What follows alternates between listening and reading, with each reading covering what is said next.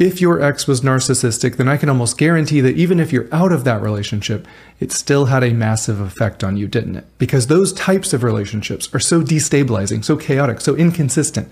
It might have started out with you being loved bombed, but it didn't take long until you were being called names or being dismissed or worse. And it's perfectly normal for you to feel confused and frustrated with yourself and angry at them. And it's also normal for some of you that you still love them, don't you? Maybe they broke up with you and you feel this sense of rejection, or you feel discarded, like you weren't good enough, even for someone who you know was mistreating you. And that can make moving on and healing so hard. And I just want to remind you that it's normal for that type of relationship to have a massive impact on us psychologically and emotionally. But if we aren't careful, we can fall into one of two dangerous camps. One, we could repeat the same pattern over again, maybe by getting back with our ex, or even starting a new relationship with someone else who ends up being toxic as well. I've seen plenty of people say they had a narcissistic ex and then they found themselves stuck in the same dynamic, even with a new person, and they don't know why. And I just want to reassure you, it's normal for you to not really trust yourself during this season. But I promise you, you can learn to trust yourself again. You're not a failure. You don't need to beat yourself up. We're going to talk in just a minute about the red flags that we need to pay attention to next time around, and learning how to set healthy boundaries so this doesn't happen again. And the second issue is, even if we got into a healthy relationship after a toxic one, if we aren't careful, we could sabotage that relationship because of how much we were affected by the toxic one. I mean, let's just be honest. We used to be trusting of people. Now we're not, because we know how badly someone can trick us or hurt us. We used to be open and vulnerable and curious.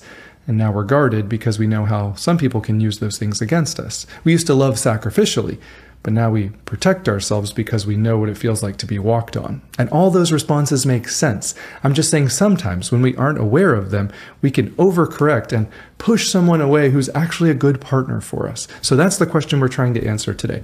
How can we have a healthy relationship after a narcissistic ex? So let me first acknowledge that if you were in a trauma bond with this person, regardless of who broke up with who, it's normal for you to miss them. It's normal for you to still love them. It's normal for you to think maybe things could be different the next time around. It's even normal for you to blame yourself, especially if they broke up with you. It's normal to feel rejected. I'm just here to remind you that this break is actually a really good thing for you. Some of you know how toxic that last relationship was, and you know you want to move on from that person completely.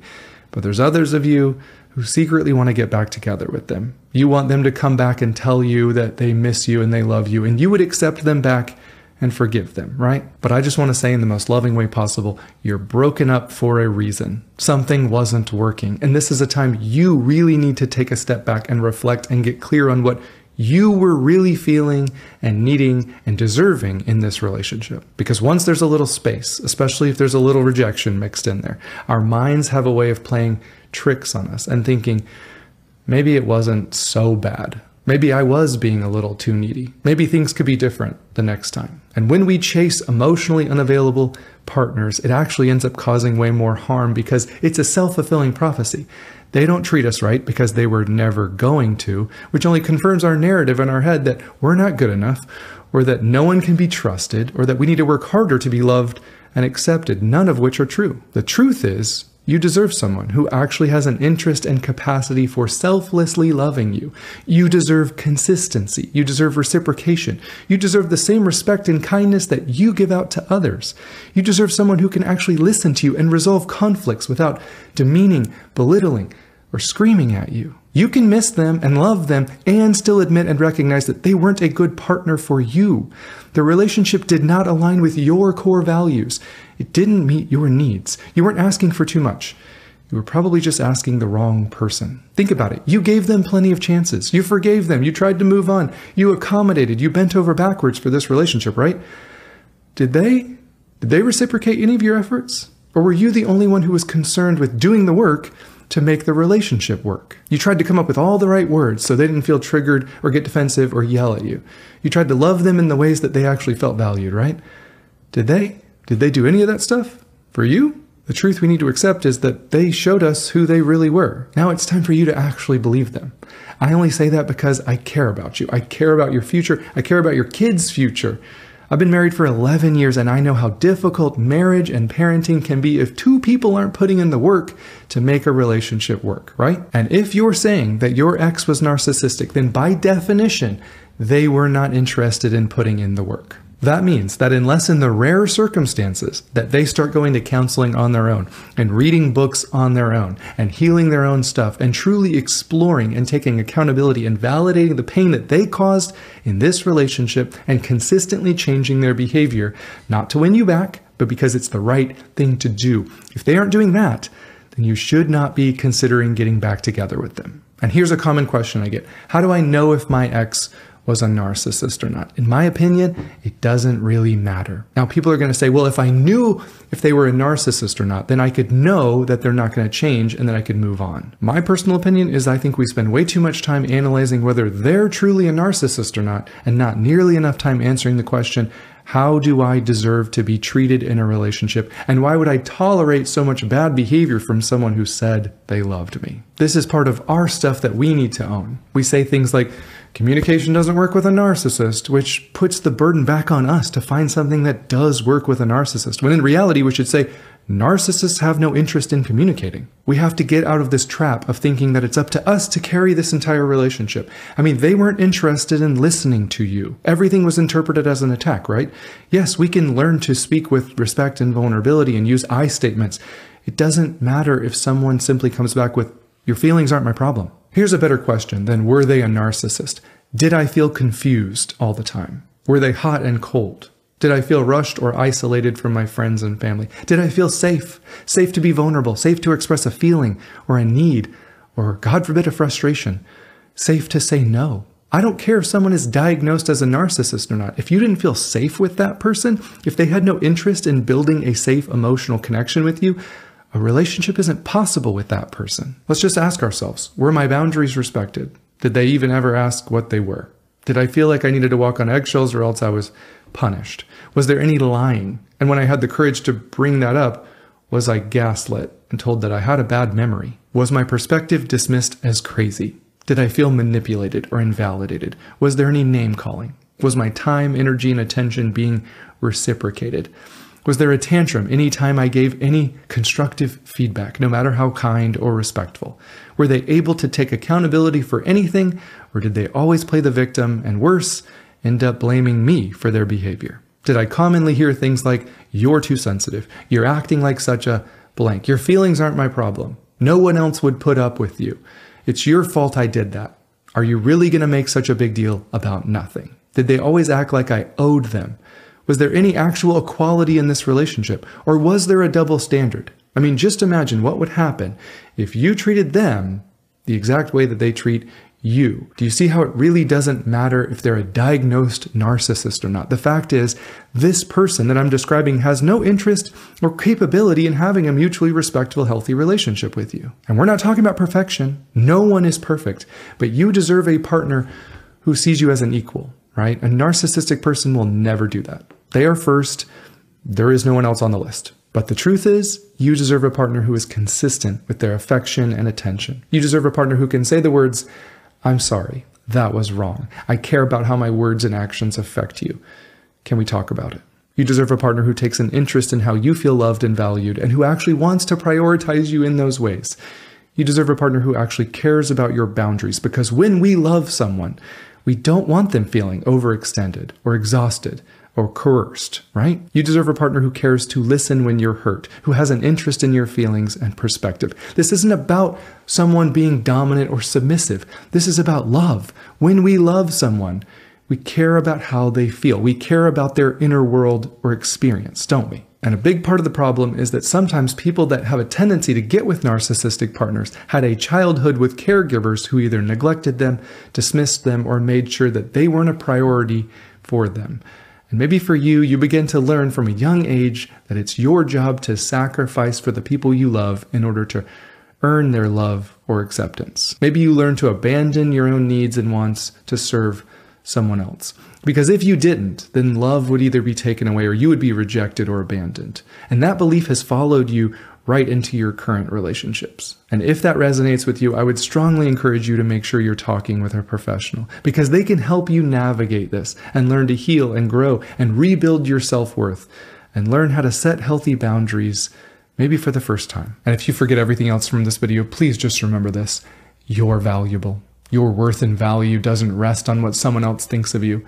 You're valuable and you're worthy of kindness and respect, baseline. You're worthy to be considered and prioritized just like you do for others. You're worthy to be spoken to with warmth and gentleness and kindness, and you never deserve to be demeaned or belittled or called names or yelled at or touched when you don't want to be touched.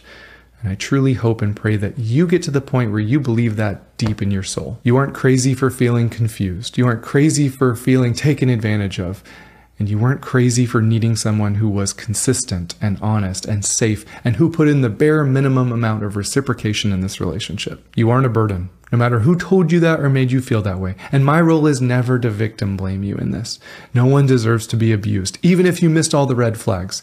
You're human. We've all missed red flags. But it is my role to remind you of your worth and value. And from that place, we can reflect on how we got into this situation. Because if we don't learn the lessons that we need to, we could find ourselves right back in a similar one. The craziest thing about the science of all of this is that your nervous system might be wired to find chaos and inconsistent love safe, meaning you actually feel more comfortable when things are toxic. Your nervous system is like, this makes sense, which means if you found someone who served you and appreciated you and loved you and cared for you and listened to you, your body is actually wired to see that as wrong and scary. These are the type of people you'll usually say, well, they were nice, but I just didn't really have chemistry with them. The reason you didn't have chemistry with some of them, not all of them, is because your nervous system told you they would actually be the right type of partner for you. They would accept you and love you, and you wouldn't have to earn those things. And that feels uncomfortable. And of course, I don't say any of this to shame you. Shame is not a part of this equation. Remember, Brené Brown says guilt is I did something bad, but shame says I'm bad. And some of you have been feeling like you're bad for a long time. And that has massively contributed to the type of partners that you're attracting or allowing into your life. And it's my goal to remind you as much as I can. I can't heal your shame, sure, but I can remind you that you're lovable and you're valuable and you're good. You're a human, and sure, you've made mistakes. We all have. You're still good. And what do you think you would tell a friend who is in your exact spot right now? You would tell them, don't let this break you. Don't let this relationship trick you into thinking that you deserved to be mistreated. You can hold yourself accountable for the red flags that you missed, but that doesn't make you a bad person. And that doesn't mean you deserved any of the abuse. Let's learn from this. Let's forgive ourselves and heal so we can move on and find the love that we truly deserve, because you deserve real love. That's exactly what you would tell them. And that's exactly what I'm going to tell you. Because the sad reality is, when we really think about it, a narcissistic person needs a partner who sacrifices their own needs and desires, who has a really hard time setting any boundaries, right? Who is loyal and passive and submissive. It just doesn't work any other way. It's not a coincidence that most toxic relationships include one partner who thinks, maybe I am the problem. If I could just get it right, then this relationship could work. Spoiler alert, it's not a narcissistic person that ever asks that question. It's you. And they need that shame and self-doubt already established in your heart and head. So when they call you worthless or crazy or stupid, there's a part of you where that makes sense. And I just want to remind you, you're not worthless or crazy or stupid. And no one who truly loves you will ever make a habit of calling you those things. A truly narcissistic person manipulates you by understanding your triggers and insecurities. So they will bait you into a fight. They will call you those names. They will say those lies. They will make those assumptions because they want to get a rise out of you. And it's so hard for you not to defend yourself or fight back, right? The problem is you're fighting a losing battle. The only way to win is not to play, because they aren't playing fair. Only you are.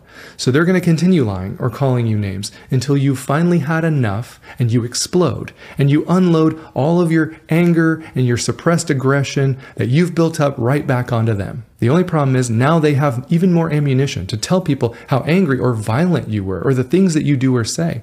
And you won't deny it because you know it happened. And this only adds to our shame that maybe we are the problem. And this is when people usually start to ask, am I a narcissist too? And the answer is no. And while I certainly don't condone any violence on either side, the reason you're exploding is pretty simple. You feel trapped, disrespected, and devalued. Your boundaries have been continually walked on, And you're sick of it. You're not a narcissist because you're actually willing to apologize and take accountability for the ways that you've messed up. You care about how your words and actions affect other people, don't you? But you need to pay attention to your anger because it's telling you something. Your anger is telling you you need to set healthy boundaries in this relationship. The solution is to stop fighting with someone who has no interest in listening to you. The solution is to realize you're fighting to be seen and heard and understood. The only problem is they have no interest in that. Now, I get it that that's really hard when we're trauma bonded to this person. We feel attached to them, right? We love them. That makes sense, but it won't solve the issue. You can't change them, and they don't care about or understand that connection and closeness demand things from all of us. They aren't willing to put in that work. And stop telling me that they don't respect your boundaries. It's not their job to uphold your boundaries. It's yours. A boundary is, I'm leaving the room for 30 minutes if you continue yelling or calling me names. It requires nothing from that other person. I'm not controlling them. I'm simply informing them of my boundaries. The only way someone can refuse to honor that boundary is by continuing to yell and blocking the door. And that's a serious issue. That's a crime. And I understand how difficult all this is when you're dealing with a toxic partner. My advice would be, if you consider your partner so unsafe that they will punish you for setting healthy boundaries, then you shouldn't be around this person. We don't set boundaries with toxic or unsafe people. We separate ourselves from them. Is that hard? Of course it is. But read some of the comments. I guarantee there will be plenty of people saying it was really hard to leave, but they had to protect their future. And it was ultimately the best decision. Sometimes we stay in dysfunctional relationships because, if we're honest, we're terrified of being alone, right? And I would just lovingly remind you, you will never feel more alone than in a relationship with someone who doesn't care about your needs, wants, or desires. We have a tendency to bend over backwards and sacrifice ourselves so we won't be abandoned. And yet in the process, we've abandoned ourselves. And even though we've tried everything to prevent disconnection in this relationship, that's exactly where we are, isn't it? Because it takes two people who are actually caring about creating a safe, mutually fulfilling relationship, and you only have one. So in order to have a healthy relationship after a narcissistic ex, we need to be honest with ourselves about our past and our habits and our defaults and our patterns.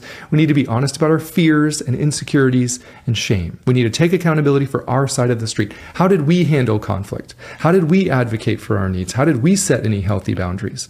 And if we didn't do those things, are we blaming them for why we couldn't do it? Because that's not the answer. No one is coming to save us. We have to be the one that saves us, right? And I'm not talking about abuse. We all need to be saved from abuse. I'm talking about silencing ourselves and continuing to give to someone who doesn't appreciate us or sacrifice for us in the name of loving them, because that's not love.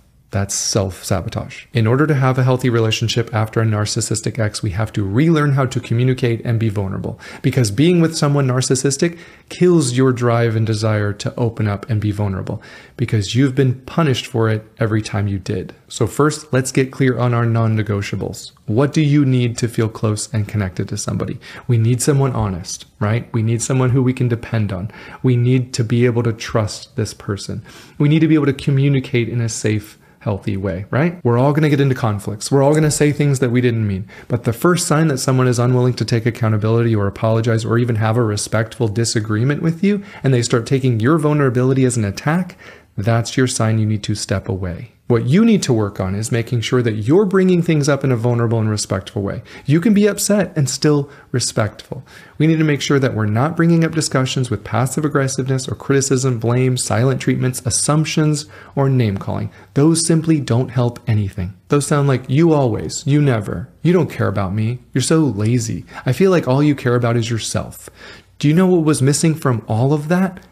Any actual vulnerability. You didn't mention one feeling. Vulnerability sounds like, hey, when this happened, I'm feeling disconnected from you, or frustrated, or angry, or hurt, and I could really use some reassurance, or a plan, or just to talk about it. You need to hold yourself accountable to whether you're bringing things up the correct way. Then it's easier to hold them accountable for the inappropriate ways that they're responding. So when they get defensive, it's not my fault. When they dismiss you and roll their eyes and they invalidate your feelings aren't my problem. When they counterblame, well, you do the same thing to me and I never complain. When they take your feelings as an attack, you need to tell yourself, this person isn't a safe place for me to be honest or vulnerable about my feelings. And that's one of my non-negotiables. Remember, connection and closeness demand things from both of us. If one person isn't interested in prioritizing humility and listening and trying to understand your perspective, then you won't feel close to that person. Plain and simple. Being with anyone after a selfish, narcissistic partner naturally makes you want to go into protective mode. So we have to resist that. You need to take the time to heal and get back to your normal self. If you're a giver, I think it's great that you're a giver, as long as you're not abandoning yourself. Don't let your ex steal that quality from you. It's great that you're a giver. You just need to find other givers to give to. And you might say, yeah, but Jimmy, in the beginning, even a narcissist seems like a giver. True. That's why in the next relationship, we're going to take things a little bit slower. The narcissist loved bombed you because they wanted you to bond to them as fast as possible, so that when they took their mask off, you wouldn't leave because you cared about them deeply already. In this new relationship, we're going to have some personal boundaries about how close we're allowing ourselves to get to someone during a certain time frame. We're going to take things slow so that no one can love bomb us. That doesn't mean we don't enjoy dating somebody. It just means we're taking it a little bit slow and intentional. That's the only way to truly learn about who someone is without becoming completely attached or bonded to them first. You're not missing out on anything by taking things slow sexually or just in general, but you are setting yourself up for a world of pain by jumping in too fast. We all know that. A narcissistic person is allergic to taking things slow because they can't pretend forever. They won't even bother dating you because they can tell that you have standards and boundaries, and that's just not their type of partner. We have to get to a healthy place where if this relationship ended, if they ended up not being who they said they were, we could be sad and hurt, but we know that we would be okay going back to being single. That's called freedom. And when you feel free instead of fearful, you're in such a better spot to find the right person for you. So please don't protect yourself to the point where you don't want to be vulnerable anymore. Do the opposite. Be even more direct and more vulnerable and open and honest, but set healthy boundaries and have a really good antenna for whether someone is actually a safe person to be honest with. Because safe people are curious about your needs, wants, and desires, unlike the narcissist who just wanted to use that information against you. Safe people care about your boundaries. Safe people ask you questions about your preferences. Safe people remind you that we're a team in this, and you're an equal. You're not too needy, because that would somehow make me the judge. And I'm not the judge of what's needy or not. I'm someone who loves you. Safe people take accountability when they mess up. A narcissist might trick you in the beginning, but you never heard them say, "I'm sorry, that was wrong. Tell me about how that made you feel." Safe people are consistent. Their words match their actions. They prioritize you. They want to build trust and intimacy and connection in this relationship. Safe people communicate. They want you to be honest, even if it hurts their feelings a little bit. And give yourself some credit. You know what feels off. Trust your instincts. If something doesn't feel right, it probably isn't. Take a step back, reevaluate, or simply say something and see what happens. Hey, this didn't sit right with me. When this situation happened, here's the story I'm telling myself. Here's what I'm feeling. I don't want to make assumptions, so tell me your side of the story. And just see what they say. Safe people can hold space for your hurt. They can validate and empathize, not because they're weak, but because they love you and care about you. And so often we equate vulnerability and empathy with weakness, but those are strengths. Suppressing your feelings, like I've done plenty of, and letting that spill over into other toxic sides of your life or toxic reactions, that's weakness. Being able to actually express your feelings and receive your partner's feelings or hurts or desires with curiosity and a desire to understand their experience, validate what they're going through as real, reassure them and repair any hurt that you unintentionally caused, take accountability and apologize, that's strength. I know all of this can be so hard, but healing is possible. Remember what you deserve. Remember that you're not alone in this. Remember that you're not too needy. Learn how to advocate for your needs without shame or guilt. Learn how to be vulnerable again. Learn how to express feelings and also how to receive your partners as well. Learn how love and safety and intimacy and maturity show up in a relationship, and then refuse to tolerate anything less. Thank you so much for watching. Can't wait to see you in the next one.